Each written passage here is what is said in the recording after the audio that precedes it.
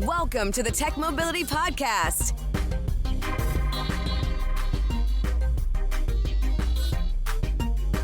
I'm Ken Chester.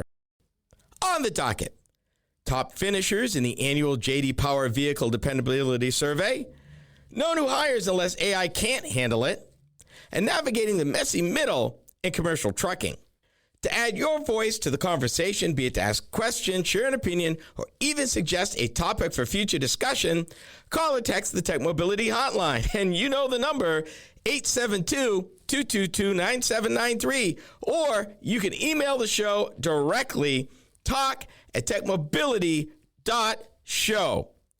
Also, don't forget to like, subscribe, and follow us on social media, our YouTube channel, and our two podcasts, the Tech Mobility Podcast and Tech Mobility Topics. From the Tech Mobility News Desk, Rivian.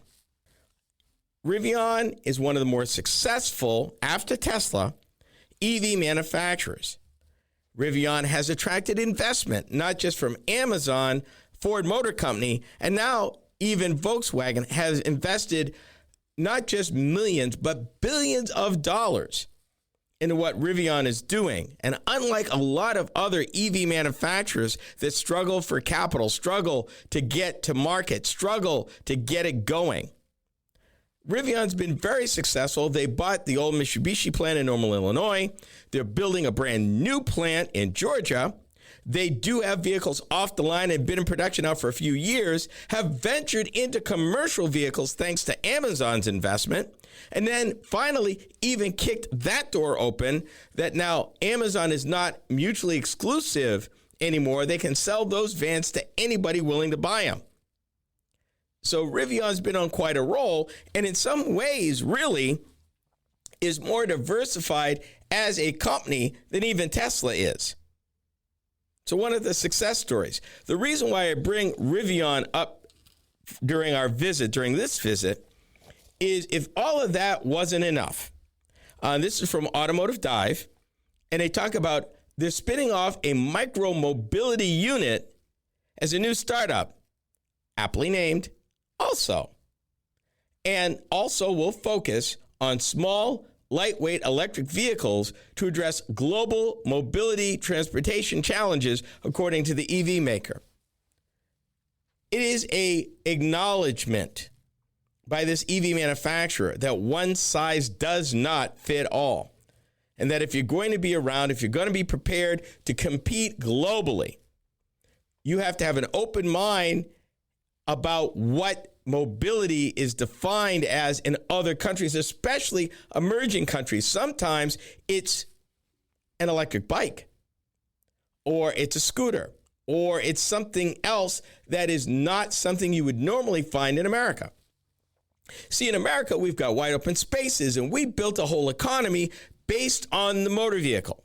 Our highways, our roads, only the oldest cities in extreme Northeast, like Boston and New York, are hemmed in somewhat because they predated the motor vehicle, in some cases by over 200 years. As you go west, no such requirements and no such restrictions happen, which is why you've got the urban sprawl you have in LA. You have wide open spaces out here in the Midwest where you have road, and basically we got big vehicles. Out here in the Midwest, it is not uncommon to see in any small town, let alone big cities, nothing but pickup trucks. Sometimes even 3/4 ton and 1 ton work trucks as daily drivers for people. That is a way of life out here that really you'll see everything and anything. But those vehicles do not work in many parts of the world, because the needs are different, the roads are different, the society is different. So a few years back, Rivian started kind of a skunk works, looking at different ways they could leverage their EV knowledge into different types of vehicles. In fact, they start with a $105 million investment from a venture capital firm called Eclipse Ventures, which will support this next phase of the startup's growth. The future plans of also may include collaboration with Rivian itself, including the use of the company's EV retail locations. If you can imagine that Rivian looking at neighborhoods, looking at different needs, even within urban centers, where maybe their standard offerings of a pickup truck and an SUV don't work, that they may actually have something for somebody either wants to spend way less money, but is very conscious of their carbon footprint, or want a better solution than what is available now. Also, what started originally, it was launched to look for ways to apply the company's core strengths in software, electronics, and electric propulsion to develop new micromobility offerings, such as electric bicycles, in order to address the global transportation challenges both today and, more importantly, in the future. Rivian said also that it recognized the need for small battery-powered vehicles to support the global transportation industry's shift towards more sustainable forms of mobility. We saw that in the United States about 7 or 8 years ago with the flood of little EV scooters, where a lot of these companies like Jump and Spin and Bird came and said it was better to ask apology than permission, and flooded without warning a lot of our major cities with these inexpensive e-scooters, and priced them so ridiculously low that people was compelled to try them, but had tons of problems with them, which is why hardly you don't see any of them now. In addition, for them to be horrifically abused, they lasted like 18 months, was the average life, getting them in the right place, making it safe for everybody, people doing stupid stuff with stupid bikes. The model didn't really work. Although their heart was in the right place, the way they chose to go about it, not so much. For the world to fully transition to electrified transportation, a range of vehicle types and form factors will be needed. And this is R.J. Scaringe, the head of Rivian, said in a release. I'm extremely excited about the innovations developed by the OSO team that will underpin a range of highly compelling micro-mobility products that will help define new categories, which is pretty cool. But trust me when I tell you, Rivian here is not alone. In fact, join other automakers who have explored expanding into the electric micromobility statement in recent years, such as electric scooters that I just talked about. But here's the difference. Notice that also didn't pin all their hopes on e-scooters, that they're looking at reimagining what micromobility looks like, not just in the United States, not just in urban areas, but around the world. It could look very different in Rome as opposed to Chicago. It could look very different in small town America as opposed to perhaps a vacation spot in the Alps, or maybe even the outback in Australia. They're looking at all of this. And when they say they're going to redefine it, it means that they're considering things that will work that we don't even fathom right now. That some of this stuff, when we see it, we'll go, duh, why didn't I think of that? But right now it doesn't exist. And that is the beautiful part of the transportation space. It's always been like that. Somebody gets an idea, somebody gets a spin to present it differently, to offer an opportunity to solve a transportation challenge that's not currently being met. In the beginning, it was railroads over roads because roads were muddy, undependable, impassable. And it changed everything. From there, we went to roads, federally funded highways, where America got freedom, big time freedom. And now we're reimagining the whole, how do we get from point A to point B, and what does that look like? Not just here in the United States, but around the world. What does that look like? And Rivian has carved out a seat at the table through also, and it should be very exciting to see how they reimagine it and what that looks like and how they would choose to deploy it. Time will tell, and like I said, they're not alone. Other automakers will follow suit, namely Ford and Honda, to name two. But we're not there yet. And we will be in due time. And that's the exciting part. And I wanted to share that with you, let you know what's going on. Find out which automotive makes finished at the top of this year's J.D. Power Vehicle Dependability Survey. You are listening to the Tech Mobility Show.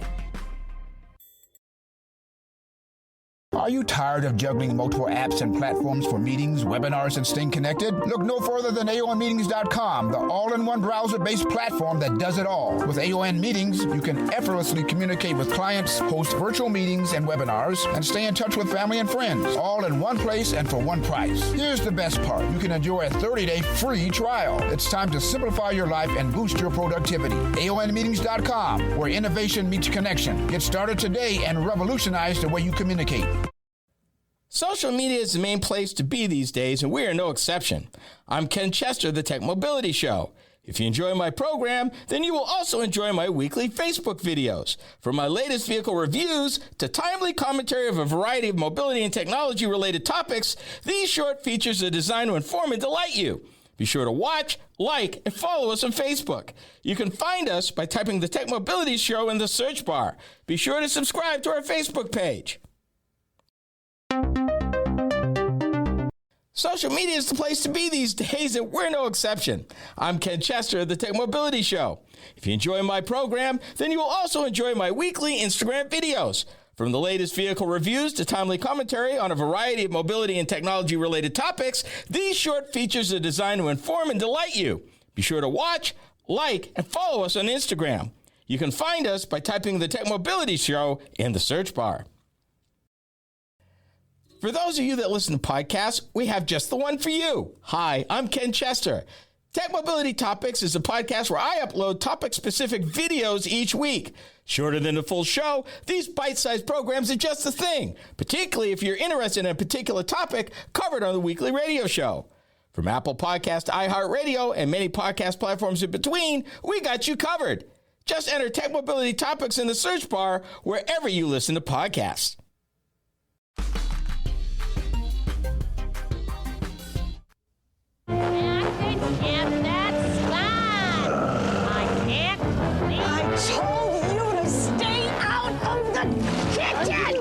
Isn't it strange that people spend 5 days a week trapped inside an office, only to spend their weekends trapped inside a fence? Presenting the 1994 24-valve 175 horsepower Rodeo. It can take you where you won't feel boxed in. Isuzu, practically amazing. Do you remember, if you're a certain age, back in the day, when a motor vehicle was actually freedom? Do you even remember, and this is what, now only 3 or 4 years ago, 5 days a week in an office? Does anybody really do that anymore? I mean, it's crazy. And the fact that folks are actually hemmed in when in today's world, you could be anywhere doing anything just with an internet connection. No telling where you are, let alone where you live on the weekends. And the fact that that commercial intoned that a vehicle could be your freedom out of the drudgery, the call of the open road. This was the 1990s, and that was an Isuzu Trooper, which for Isuzu was one of their more successful SUVs. And forgive me if you are one of those that said Isuzu. Yes, Isuzu, what we would have called a second-tier Japanese auto manufacturer, sold vehicles at retail to consumers. They had dealerships, even right here in Des Moines. And GM invested in them for a hot minute. Yeah, Isuzu was known for more than just commercial trucks. Just thought I'd share that. J.D. Power recently released the results of its most recent Vehicle Dependability Survey. The J.D. Power U.S. Vehicle Dependability Survey is an annual survey that assesses the reliability of vehicles after 3 years of ownership, focusing on problems reported by original owners and uses a problems per 100 vehicles metric to quantify dependability. Conducted annually for the last 35 years, J.D. Power analyzes the data to identify trends, to assess the reliability of different brands and models, and to provide insights to automakers to improve vehicle quality and dependability. The study covers a wide range of problem areas, including climate control, driving assistance, driving experience, exterior, features, controls, displays, infotainment, interior, powertrain, and seats. Bear in mind, these are vehicles that were built towards the end of the pandemic. I break down the results, and this is topic A. J.D. Power also does an initial quality survey of vehicles and their condition after the first 90 days, which I always wondered what was the point. 3 years, probably arbitrary. I wish it was more like 5 years or even 7 years, where I think would be a better indicator of long-term ownership, particularly with the price of vehicles these days. 3 years, for most automakers, you're still under warranty. What I want to know is, how do these vehicles fare once they're out of warranty, once they've been driven a while and been through a few cycles? The problem is, by 7 years, very often, it's not necessarily the original owner. And I think that's what they were trying to get. Somebody who bought it new and drove it a minimum of 3 years. Because back in the day, oh my, that used to be a car loan, a 36-month loan, but we don't do those anymore. So, who finished at the top? Should not surprise you. It was Lexus. It remained the top. This is its third year.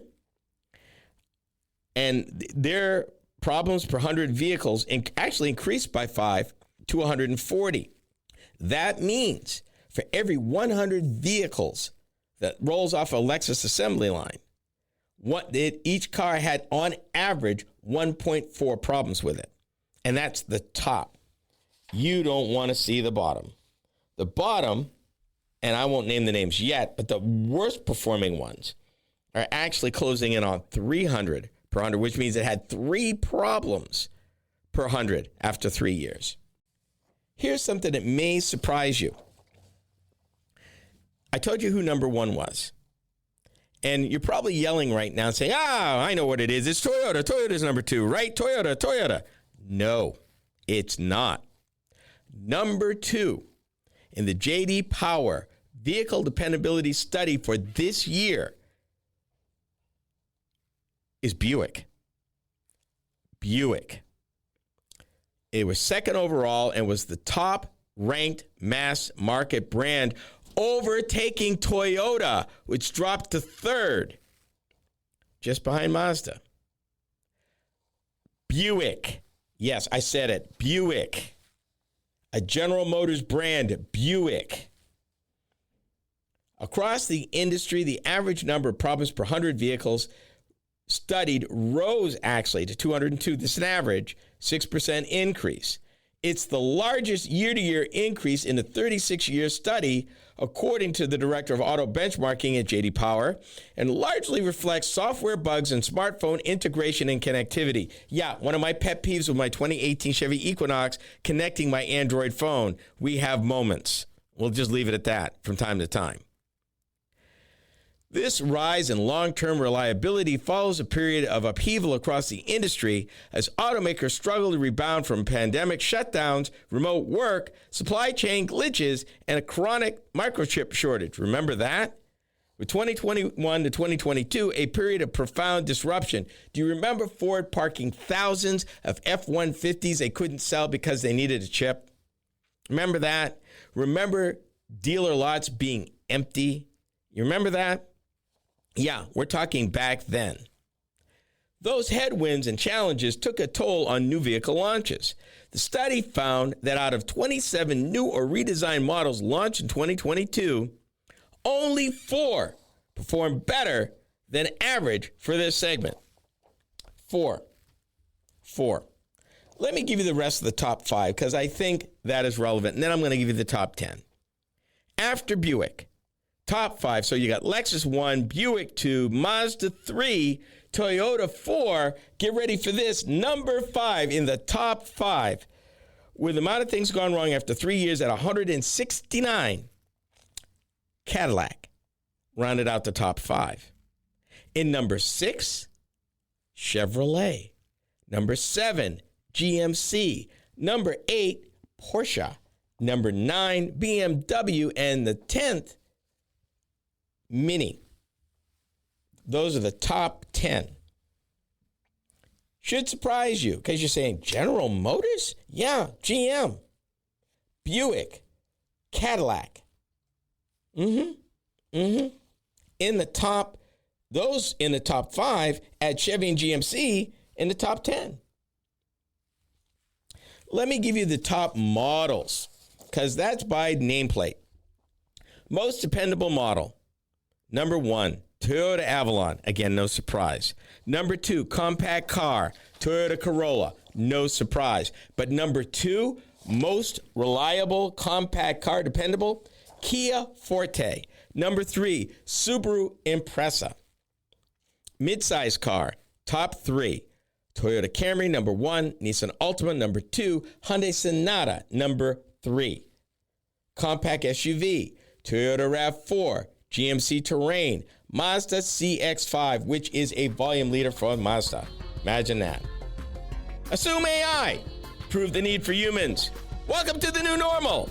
This is the Tech Mobility Show.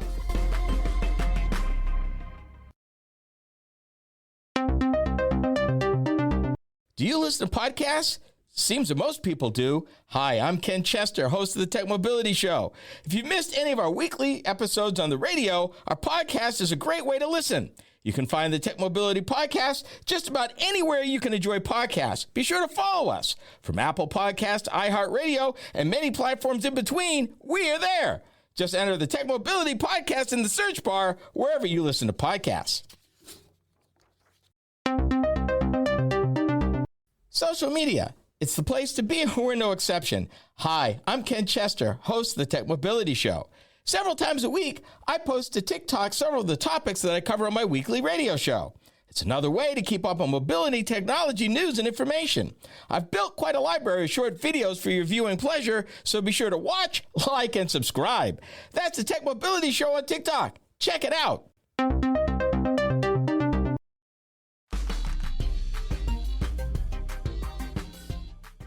I really thought this would be 5, maybe 10 years away.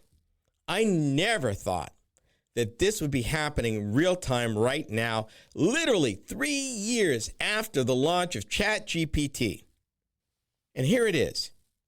A CEO of a major company in the United States has told his employees not to add any new hires. That's spelled human beings, unless they can prove that AI can't do the job.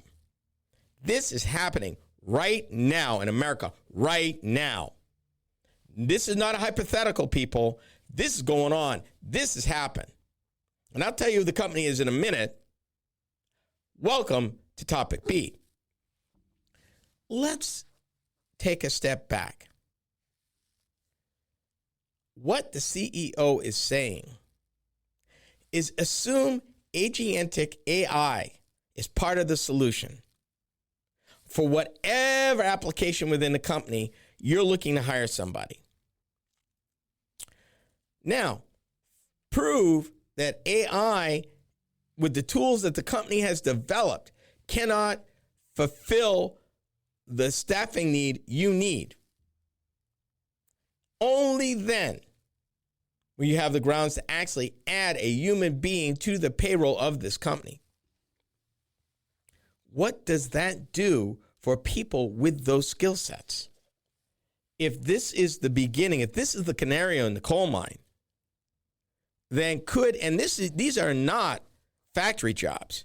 These are not mundane jobs. You know, the ones you would think that would be repetitive, kind of like an automatic welder in an assembly plant. No, we're not talking about that. These are literally tech jobs, information jobs. If you will, if I should be so bold, management or even white-collar jobs. The name of the company is Shopify.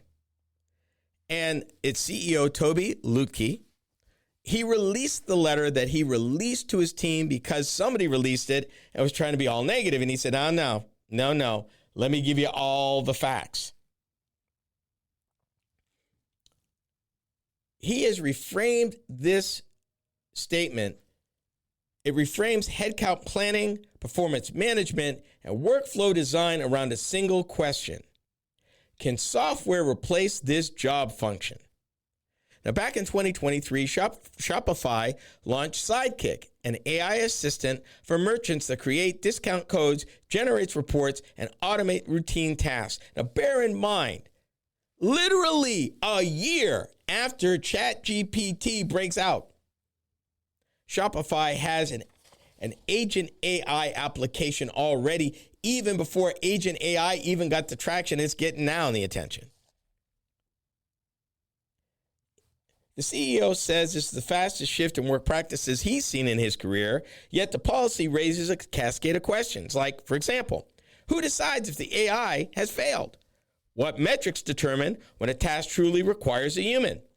And are we building efficiency or just deferring hard questions to systems that may not be flexible enough or ready to do the job? Because we've seen glitches. AI does hallucinate. There are some cases where you still need, at least at this point, human curation. Bottom line, though, we may be witnessing the emergence of a new leadership doctrine. Assume AI proved the need for humans. That should be chilling to everybody because this is what's going on. Now, it's ironic if you don't know what Shopify is. Let me kind of give you the rundown because I kind of assumed you've heard of Shopify.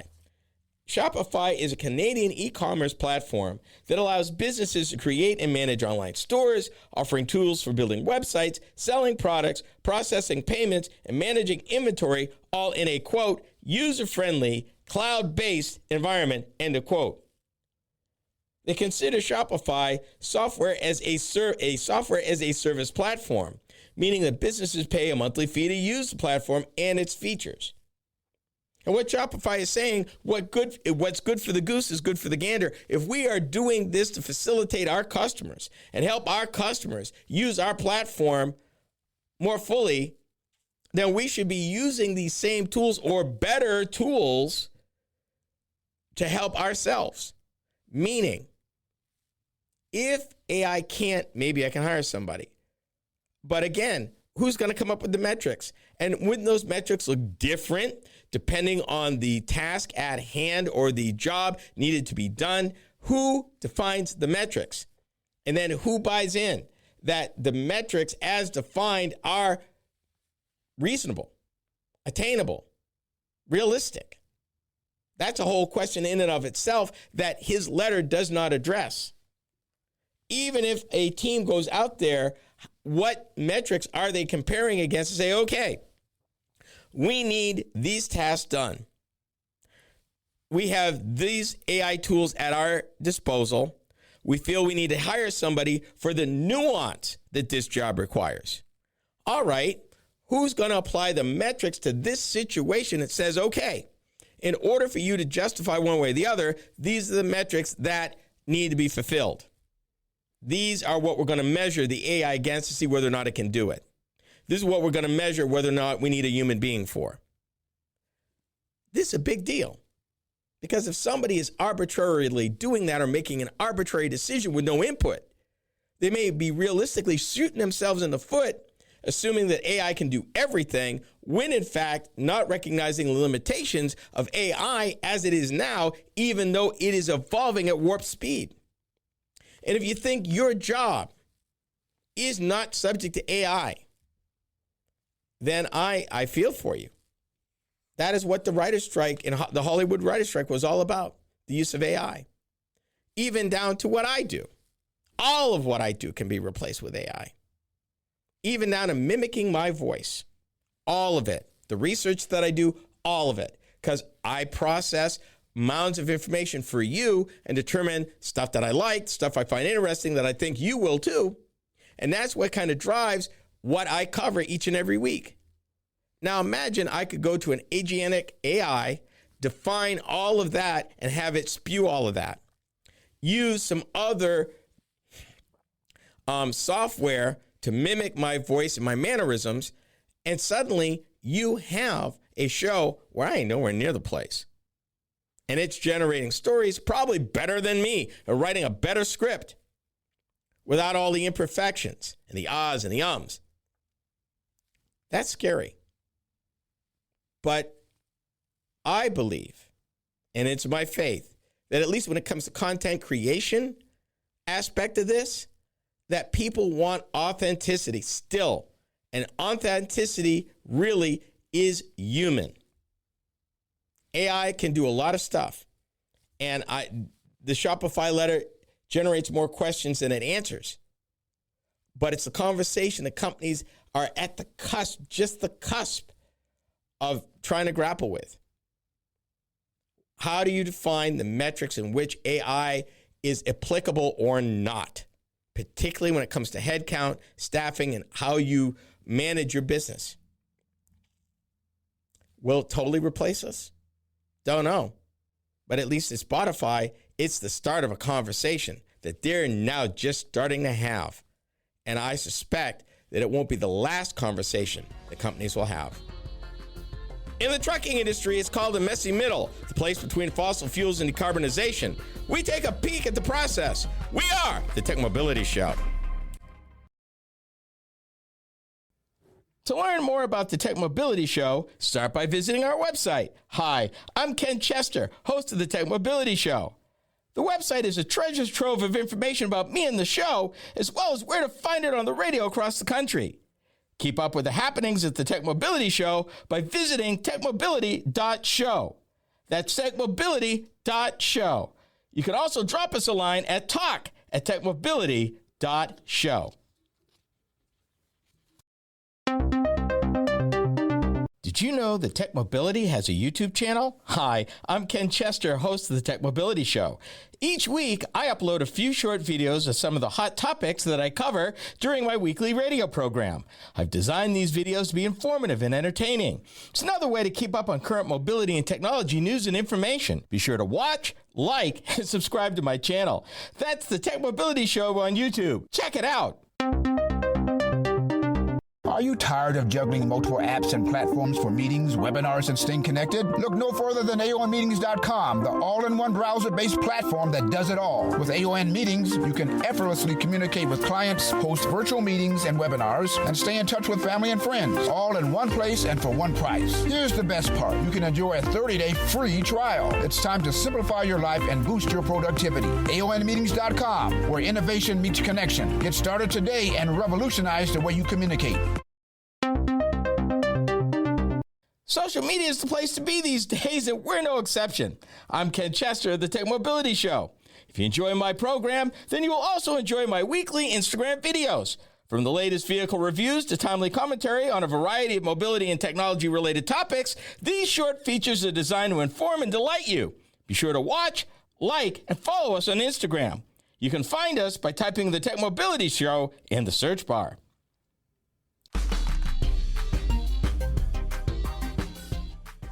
It's called the messy middle, and this is the term used within the commercial trucking industry to identify the amount of trial and error invested by trucking fleets to find the right combination of available technologies to transition their fleets to low or zero emissions. Industry veterans suggest that this state within trucking could last for decades. We take a look. This is Topic C. I'm reading from a white paper issued by the North American Council for Freight Efficiency, and they're an outfit that looks at helping the trucking industry come to grips with freight efficiency. In other words, how to move a 1 ton of freight 1 mile for the lowest possible cost in the most efficient way. And they have a lot of different programs that they talk about. This white paper grapples with something that we've talked about briefly before, called the messy middle. And the reason why it's messy, you have trucking fleets of all kinds. You have single owner operators, owners of small fleets, specialty trucking applications that may be tankers, they hold special materials, hazmat materials, all of this stuff. And then you have long-haul trucking, which is exactly what it sounds like. Routes over 500 miles where they are hauling freight from point A to point B, covering a lot of miles over a lot of time, usually time sensitive, usually subject to hours of service, which is federal law, which means the driver can only drive so many consecutive hours consecutively in a given 24-hour period. Once they hit what they call their hours, they must stop. That is not an option. And with electric logs these days, they can't fudge the numbers. They can't, not anymore. When they were paper logs, they could kind of fudge when they actually stopped driving and things, and a lot did, because there's a lot of pressure to deliver that load on time. Now they're looking at, not only do I need to deliver it on time, but I need to get my costs down for delivering it. I need to deal with the fact that the long haul part of trucking is a part of the business that is having problems attracting and retaining drivers. It's a rough life.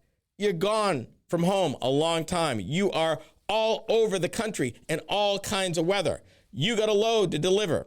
You may spend hours waiting at a truck dock to get in to get your load.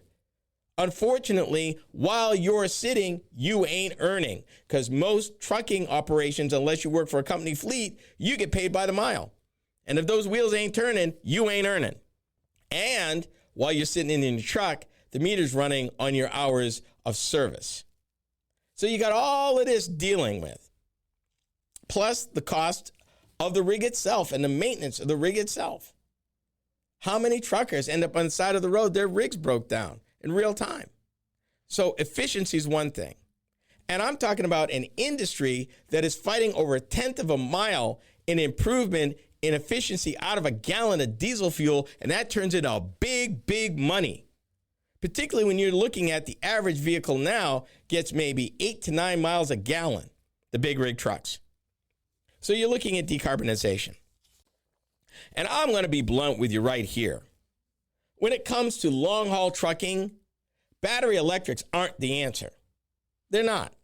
In order to have the batteries necessary to move upwards of 60 tons of truck and freight 500 miles, you're going to have a whole lot of batteries. And if that's the case, they're going to take away from the trucker's ability to haul paying freight, which means it's a non-starter, which is why for the big trucks over the long distances, they're looking at a whole bunch of things, which also includes running battery fuel cells, tanking with hydrogen.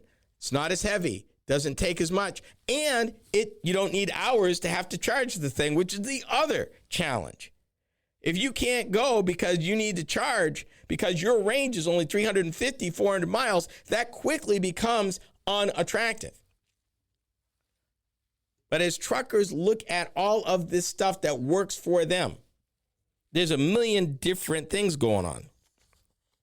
But this association, the North American Council, they say in their white paper that they see a zero-emission future for trucking arriving now and saturating the market around 2050. So you're about 25 years, tops. Let me read how they define the messy middle. Well, let me break it down as the present, messy middle, and the future 2050 real quick. Here's where they are right now. Technology is immature. Many unknowns and challenges. Legacy diesels. Diesels they've been running for years and years and years. And natural gas. Excuse me. These are the options they're running with. Messy middle. Many optimization solutions, growing infrastructure, multi-fuel choices. Innovation maturation, facts replacing estimates, learning curves. And then you got to balance that against diesel advancements, natural gas, hybrids, burning hydrogen, hydrogen as a fuel in an internal combustion engine, battery electrics, hydrogen fuel cells, renewable natural gas, and biodiesel, and more. And then there's 2050, fast charging, hydrogen everywhere, long life, low-cost batteries, acceptable weights and cost, and then different derivatives from clean energy. Now, I'm talking fast because there is so much, which hence the issue. And I'm not even going to get into a variety of powertrain solutions. That's just for openers that they can look at. And then they talk about factors in decision-making. There's a lot going on. If you're looking at hydrogen, we'll keep it simple. Hydrogen, whether you burn it or whether you're using it as a chemical reaction in a fuel cell. Biggest problem? Infrastructure. And the fact that if you're going to use hydrogen, you want clean hydrogen. And that means it's being derived through an electrolyzer from water. So that's a water source, number one.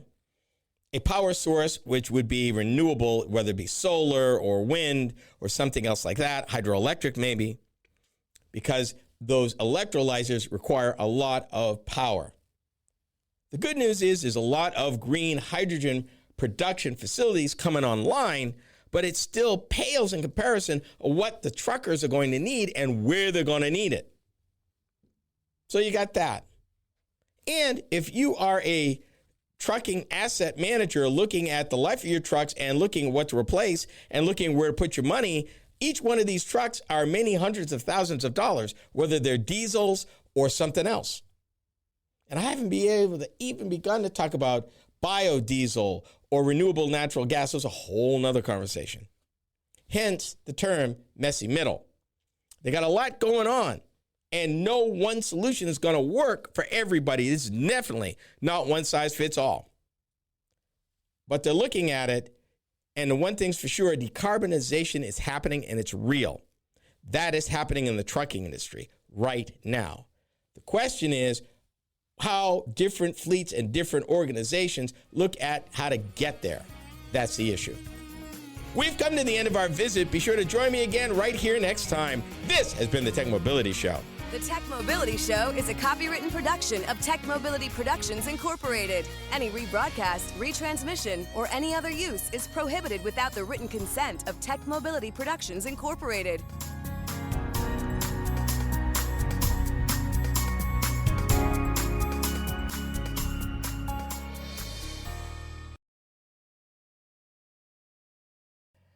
For those of you that listen to podcasts, we have just the one for you. Hi, I'm Ken Chester. Tech Mobility Topics is a podcast where I upload topic-specific videos each week. Shorter than the full show, these bite-sized programs are just the thing, particularly if you're interested in a particular topic covered on the weekly radio show.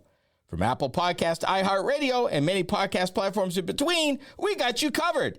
Just enter Tech Mobility Topics in the search bar wherever you listen to podcasts.